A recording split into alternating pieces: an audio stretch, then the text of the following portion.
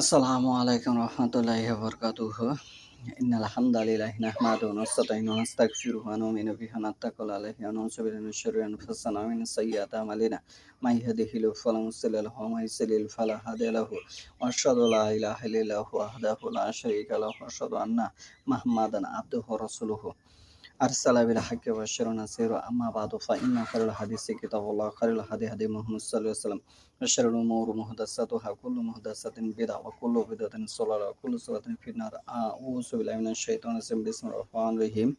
عن عبد الله عن النبي صلى الله عليه وسلم أنه قرأ الناس فسجد بها وسجد من معه غير أن شيخا أخذ كفا من تراب فرفعه إلى سبحته فقال يكفيني. حتى قال عبد الله فلقد رأيته بعد قتل كثيرا. আজকের বক্তব্যের বিষয় হলো সাহাবীদের ভুল করলে সে তখন মুসলিম থাকে না। সাহাবীরা ভুল করেছিল, আল্লাহ রাসূল সাল্লাল্লাহু আলাইহি ওয়াসাল্লামের আনুগত্য করেনি। আল্লাহ রাসূল সাল্লাল্লাহু আলাইহি ওয়াসাল্লামের আনুগত্যের একটি গুরুত্বপূর্ণ ইবাদত। কেউ যদি আল্লাহ রাসূল সাল্লাল্লাহু আলাইহি ওয়াসাল্লামের আনুগত্য না করে তখন সে মুসলিম নয়। দলিল সহিহুল বুখারী শরীফের চতুর্থ খণ্ড হাদিস নম্বর হচ্ছে 3972। হাদিস নম্বর হচ্ছে 3972। রাসূলুল্লাহ সাল্লাল্লাহু আলাইহি ওয়াসাল্লামের আনুগত্য যদি কেউ না করে তাহলে সে মুসলিম নয়। এটি এখানে উপস্থাপন করব। ওমা তৌফিকি ইল্লা বিল্লাহ। আব্দুল্লাহ রাদিয়াল্লাহু আনহু সূত্রে নবী সাল্লাল্লাহু আলাইহি ওয়াসাল্লাম হতে বর্ণিত যে তিনি সূরা নাজম তেলাওয়াত করলেন এবং সঙ্গে সঙ্গে সেজদা করলেন।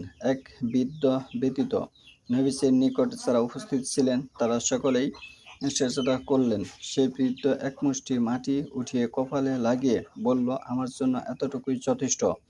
আব্দুল্লাহ রাদিয়াল্লাহু আনহু বলেন, কিছুদিন পর আমি তাকে কাফির অবস্থায় নিহত হতে দেখেছি। আব্দুল্লাহ রাদিয়াল্লাহু আনহু বলেন, কিছুদিন পর আমি তাকে কাফির অবস্থায় মারা যেতে দেখেছি।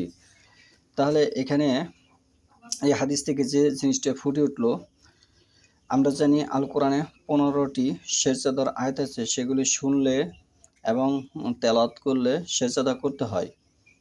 এই হাদিস থেকে এটি ফুটে উঠলো। এক, রেডিও টেলিভিশনে যে কোরআনের তেলাওয়াত করা হয়, এখানে কিন্তু অনেক মুসলিম আছে, তারা অনেক ব্যক্তি আছে, 995 জন আছে। আল কোরআনের কোন 15টি আয়াত শুনলে সেজদা করতে হয় এটা অনেকে জানে না। তার মানে তারা যদি না জানে যে এই কাজটি করতেছে, আমি মনে করি তার একটি ভুল। এক, এই হাদিস থেকে আরেকটি জিনিস ফুটে উঠেছে, আল্লাহ রাসূল সাল্লাল্লাহু আলাইহি ওয়াসাল্লামের আনুগত্য। আল্লাহ রাসূল সাল্লাল্লাহু আলাইহি ওয়াসাল্লামের আনুগত্য যদি সে কালিমে শাহাদাত পাঠ করে, তার মানে কি সে মুসলিম। কালিমে তাইয়্যিবা স্বীকৃতি দেয়, তার মানে কি সে মুসলিম। কালিমে তাওহীদের স্বীকৃতি দেয়, তার মানে কি সে মুসলিম। সে যদি সাহাবী হয় কিন্তু আল্লাহ রাসূল সাল্লাল্লাহু আলাইহি ওয়াসাল্লামের আনুগত্য যদি সে না করে তাহলে সে কাফের। এই হাদিস দ্বারা স্পষ্ট ফুটে উঠেছে। যদি সে সাহাবীও হয়, সে যদি আল্লাহ রাসূল সাল্লাল্লাহু আলাইহি ওয়াসাল্লামের আনুগত্য না করে তাহলে সে কাফের, কিন্তু সে কালিমে শাহাদাত পাঠ করেছে। তার মানে এই হাদিস দ্বারা স্পষ্ট ফুটে উঠলো যে শুধু কালিমা শাহাদাত পাঠ করলেই যে মুসলিম, বিষয়টা এরকম নয়। আমি যদি একটা ভুল করি, সে ভুলের যদি আমি মানে যে ভুলটা করেছি সে ভুলের জন্য যদি আমি তওবা না করি তাহলে আমি কাফের হিসাবে মৃত্যুবরণ করলাম। সে ভুলের জন্য যদি আমি আল্লাহর দরবারে তওবা না করি তাহলে আমি কাফের হিসেবে আল্লাহর কাছে মৃত্যুবরণ করলাম। এই হাদিস দ্বারা এটি ফুটে উঠেছে। যেমন এখানে যে ভুলটি সে করেছে, সকল সাহাবী সেজদা করেছে, কিন্তু এই বৃদ্ধ কি করেছে? শাইখান শব্দের অর্থ হচ্ছে কি? বৃদ্ধ। এই বৃদ্ধ সেজদা করেনি, সে এক মুষ্টি মাটি কপালে ঠেকিয়ে বলতেছে তার জন্য এতটুকুই যথেষ্ট। এই কথা বলার কারণে আল্লাহ তাকে দুনিয়া থেকে কাফির অবস্থায় মৃত্যুবরণ করেছে। আল্লাহ বলতেছে যে আমার রাসূল সাল্লাল্লাহু আলাইহি ওয়াসাল্লামকে তোমরা মূল্যায়ন করো, আমার রাসূল সাল্লাল্লাহু আলাইহি ওয়াসাল্লাম অনুসরণ করো। যেমন সূরা হাজ্জাবের 21 নম্বর আয়াতে আল্লাহ বলতেছে, লাকাদ কানা ফি রাসূলিল্লাহি উসওয়াতুন হাসানা, তোমাদের জন্য উত্তম আদর্শ রয়েছে রাসূলুল্লাহ সাল্লাল্লাহু আলাইহি ওয়াসাল্লামের মাঝে। এবং আরো বলতেছে 47 নম্বর সূরা 33 নম্বর আয়াতে, আতিউল্লাহ, আল্লাহর আনুগত্য করো। প্রথম বক্তব্য হচ্ছে আল্লাহর আনুগত্য করো। আতিউর রাসূল, দ্বিতীয় বক্তব্য হচ্ছে রাসূলের আনুগত্য করো। ওয়ালা তুবতিল আমালাকুম, তৃতীয় বক্তব্য হচ্ছে তোমাদের আমলগুলো বাতিল করো না। কেন আমল বাতিল করো না? যদি রাসূলের আনুগত্য না হয় তাহলে আমল বাতিল হয়ে যাবে।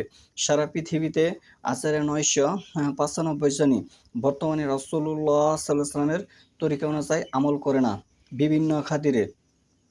তাহলে এই হচ্ছে এই হাদিসের সার মর্ম। বিষয়টা চিন্তা ভাবনা করুন। আপনি ভুল করলে, যদি আপনি আপনার বোনের সাথে ওয়ারিশি না দিয়ে থাকেন তাহলে সেটি ভুল। সে ওয়ারিশি তাকে পুঙ্খানুপুঙ্খানু বুঝিয়ে দিয়ে তওবা করে ফিরে আসতে হবে। তাহলে আশা রাখা যায় যে আপনি মুসলিম। আপনি যদি কারোর সাথে সুদি ব্যবসা করেন, সেটা ছেড়ে দিয়ে তওবা করে আল্লাহর কাছে ক্ষমা চাইতে হবে। তাহলে আপনার কালেমে শাহাদাত গ্রান্টেড হিসেবে গণ্য হবে। তাহলে এই হচ্ছে বিষয়। ভুল করলে মূলত তার যদি মানুষের সাথে ভুল হয়, মানুষের সাথে ক্ষমা চেয়ে ফিরে আসতে হবে। যদি আপনি কারো ৫ টাকার সম্পদ চুরি করে থাকেন, যদি আপনি একটি কারো গাছের কাঁঠাল চুরি করে থাকেন, সেটি ১০ টাকার মাল চুরি করে থাকেন, তাহলে ওই কাঁঠালের মূল্য তাকে ফেরত দিয়ে তার হাতে ধরে ক্ষমা চেয়ে তার তওবা করতে হবে। তা নাহলে আপনার কালেমা বাতিল হিসেবে গণ্য হবে। যেমন এর দলিল হচ্ছে ১০ নম্বর সূরার ৯০ নম্বর আয়াত। সূরা ইউনূস ৯০ নম্বর আয়াত। ফিরআউন কিন্তু কালেমা পড়েছিল। আমরা যে কালেমা পড়ি, এই কালেমা ফিরআউনও পড়েছিল। কিন্তু আল্লাহ তার দোয়া কবুল করেননি, যে তোমার সময় শেষ। আপনি সারা জীবন খারাপ কাজ করে মৃত্যুকালে যদি আপনি কালেমা পড়েন, আপনার এই কালেমা কাজে লাগবে না। যদিও আপনার হাদিসে এসেছে যে মৃত্যুকালে যে কালেমা লা ইলাহা ইল্লাল্লাহ বলেছে শেষ বাক্য যার এটি হবে, তার জন্য জান্নাত প্রাপ্ত। কিন্তু এই দোয়াটি তার জন্যই যে সারা জীবন ওহীর অনুসরণ করেছে, বুঝ হওয়ার পর থেকে সে ওহীর অনুসরণ করেছে, বুঝমান হওয়ার পর থেকে সে ওহীর অনুসরণ করেছে এবং বেদাত করে নাই, এবং রাসূলুল্লাহ সাল্লাল্লাহু আলাইহি ওয়াসাল্লাম তরিকা অনুযায়ী আমল করেছে, কোরআনের আদেশ ও নিষেধ মেনেছে। তার জন্য এই বিধান। এখন আপনি মুসলিম, আপনি ইসলাম মুসলিম পরিচয় দেন কিন্তু ইসলাম ধর্ম মানেন না। আপনার জন্য এই এই লা ইলাহা ইল্লাল্লাহ এই বাক্যটা আপনার জন্য প্রযোজ্য হবে না। কেন? আপনি সারা জীবন ইসলামের সাথে মুনাফিকি করেছেন। ইসলামে কোরআনে কিন্তু মুনাফিকের নাম আছে, সূরা একটি মুনাফিকও নিয়ে আছে, ফাসিকের নাম আছে, জালিমের নাম আছে। এগুলো নাম কিন্তু আল্লাহ ধারাবাহিকভাবে বসাই রেখেছে। আরও আপনি এটি বিস্তারিত বুঝতে হলে সূরা তওবার ৯ নম্বর সূরার ৫৩-৫৪ নম্বর আয়াত আপনি পড়ে দেখুন। আপনার দান খয়রাত, আপনার সালাত, কোনো কিছু আল্লাহ তাআলা কবুল হবে না যদি আপনি ইসলামের সাথে বিশ্বাসঘাতকতা করে থাকেন। বিশ্বাসঘাতকতা কি করেছেন? ৫ ওয়াক্ত সালাত আদায় করেননি, মানুষের সাথে আপনি প্রতারণা করেছেন,